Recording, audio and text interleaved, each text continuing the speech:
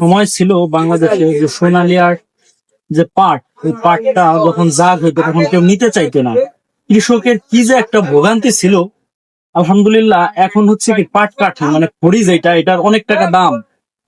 100 খড়ি সম্ভবত 1600 থেকে 2000 টাকা, এমন হবে না? এমনই টাকা। তো এখন হচ্ছে কি এই পাট আপনি যেখানে নিয়ে রাখবেন সাথে সাথে হচ্ছে ওইখান থেকে নিয়ে পাটটা নিয়ে ফেলে।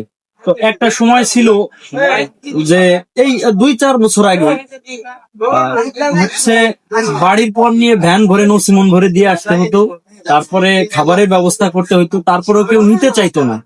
মানে এতটা অবহেলিত ছিল, মানুষকে অনেক রিকোয়েস্ট করতে হতো।